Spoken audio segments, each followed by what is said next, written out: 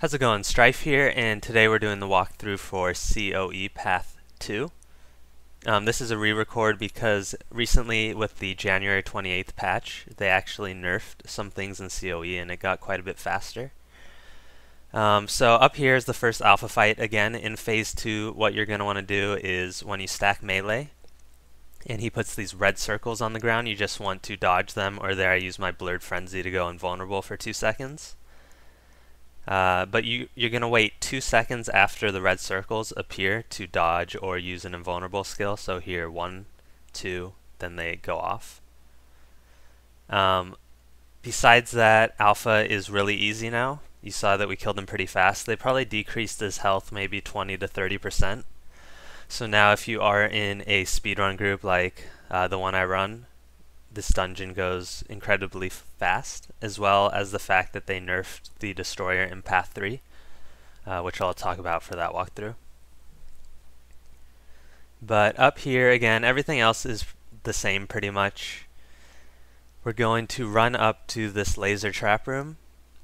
In here there is going to be a group of golems. We are just going to stack on the left side on this corner here to LOS. So what I'm going to do is I'm going to go pull them. If you are a Mesmer or like a Guardian, then wall or feedback is good here because some of the golems have projectiles. The other thing I'll do is right now I'm going to focus pull to that corner right there. You saw they moved a bit just because some of them are spread out around the corner, so it helps group them up a bit nicer. And then you just straight up DPS them down pretty quickly and they should die fast. Now for this laser trap, it's pretty easy once you get the timing down. What I'm going to do is I'm going to wait for the swiftness to go on, which has 11 seconds right now.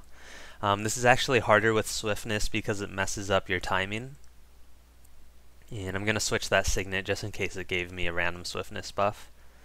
But here all I'm doing is I'm pressing forward and jump in the same increments of time. So here forward jump same time, forward jump same time, and releasing. Once you get that timing pattern down, you can just have 2 fingers, one on the forward key, one on the jump key, and just press them at the same time basically. And then again here, you're just going to all hit the security console at the same time.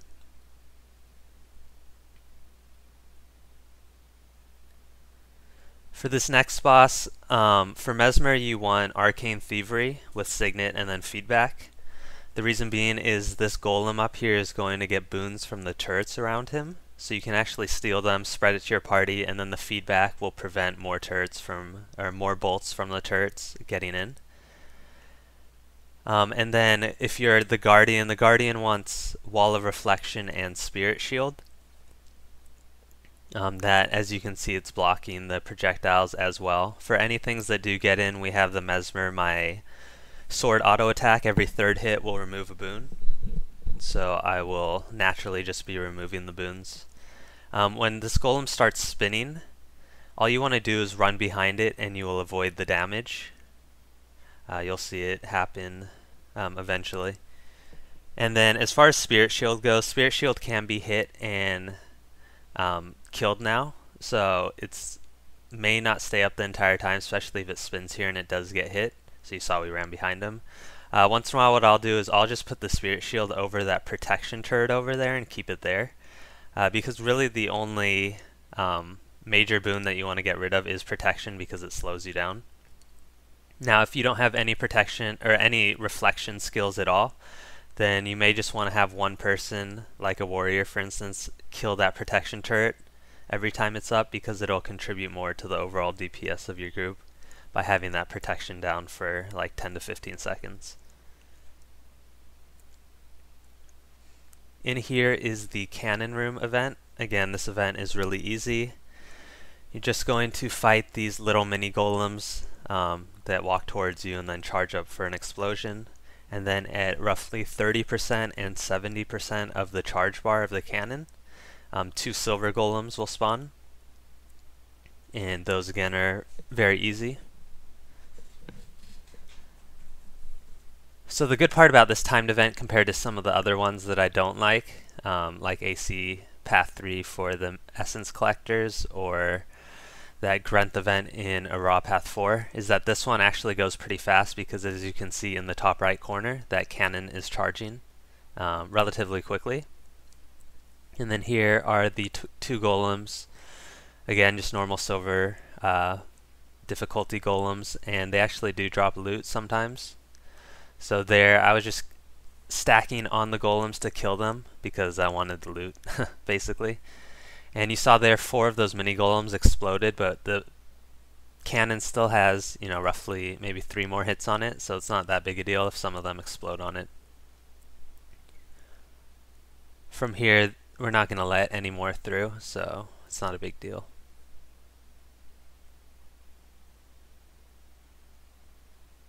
So there you saw roughly 70% the next 2 silver golems spawned. You actually don't need to kill these 2. You can obviously if you want some trash loot because you're bored or whatever. But they will actually despawn at 100% when the cannon reaches fully charged. So if you are in a group that's having a bit of trouble or isn't killing as quickly, you can just kind of kite it around and focus on the small golems walking towards the cannon, and these things will despawn. Alright, so for this next part, you saw me equip Veil on my Mesmer. We're just going to group up here and again run through the section. Guardian uses Retreat and then cast Stand Your Ground for stability, because those Risen back there, they can grab you and pull you back. And then of course you want to try and use dodge rolls to not get hit in the beginning. Up in here, this is where I will utilize Veil. Once we get up to about here, we're just going to put down Veil and all run through it. This will leash the mobs. If you don't have a stealth, what you want to do is see that second pillar right there. You want to stop before that second pillar and kill the 3 berserkers and the wraith that won't leash. That big abomination will leash. But the reason you need to do that is the wraith actually doesn't leash at all if you don't have stealth, meaning you'll have to fight him with subject alpha, which is quite a bit more challenging. So before, when I didn't have stealth or like run with the Mesmer, we would just stop before that pillar and kill the wraith first. Alpha again is the same. He has the red circles, and then in phase 2 and 3 he's going to put a purple crystal around one party member. When you're all stacked up in melee, it's pretty easy because you're just going to naturally break them out of it. The other note is when there's only one red circle like you saw previously to that cast, I just walked to the left or the right, basically out of the middle inner circle, because when there's one circle it means it's just going to be an ice circle, not a combination of ice and earth, and the ice is only hitting in the inner circle while the earth hits on the outer circle. So usually when there's a bunch of circles you need to dodge because it's a combination of the two, but when there's one circle it's just the inner circle that does damage. So you can save a dodge for that. This room is the last boss of this path outside of the subject alpha fight at the end. This is more of a mechanics type fight rather than a DPS fight. So what you're going to do is you're going to first clear these volatile blossoms that I was clearing around the room. Those don't respawn. Then 4 of the party members are going to pick up rifles that are littering the ground. I'll pick them up later and show you what they do. But basically you're going to use them to charge the golems into the middle boss. It does quite a bit of damage. If you try and range it with like your normal weapons, you're really not going to do any damage at all. So they kind of made it so you have to use the rifles and the golems in general.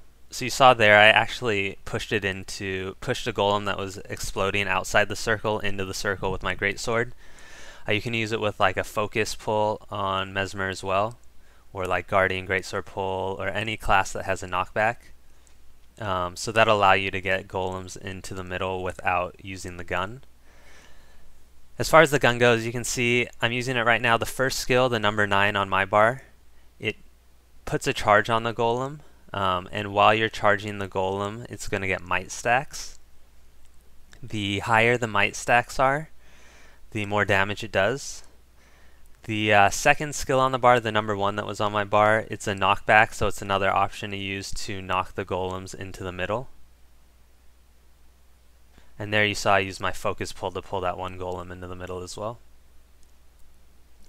But usually what you do is the Mesmer kills these patches. You can see here I'm missing at melee. If you are meleeing it, you can only hit it on one side at the very edge. It's the side that's like skinnier, that doesn't have that big patch, but kind of tapers off at the end. So that's the side that you can hit with melee. Usually I'll just equip Greatsword though, and the Mesmer in our group is usually the one that kills these patches. So here again, I'm just going to switch to the rifle at the end to show you a bit more. You'll see when it's being charged, the might stacks under its bar at the top are increasing,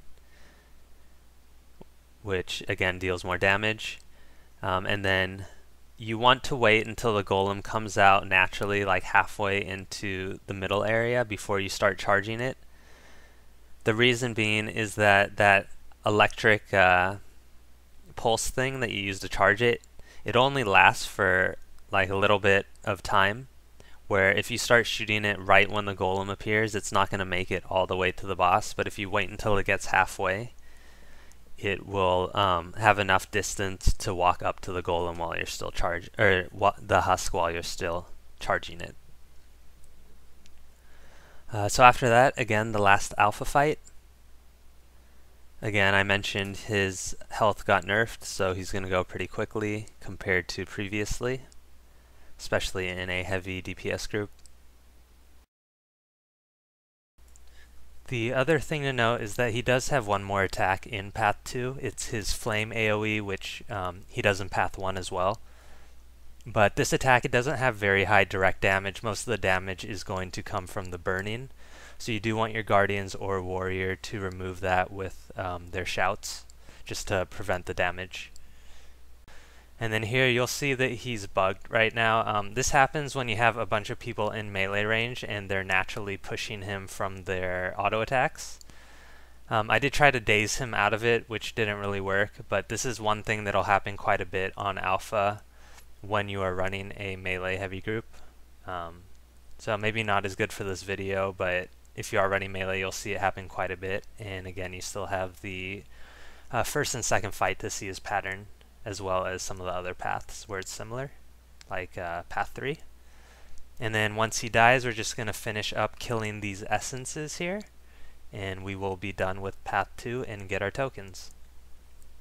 So thanks for watching.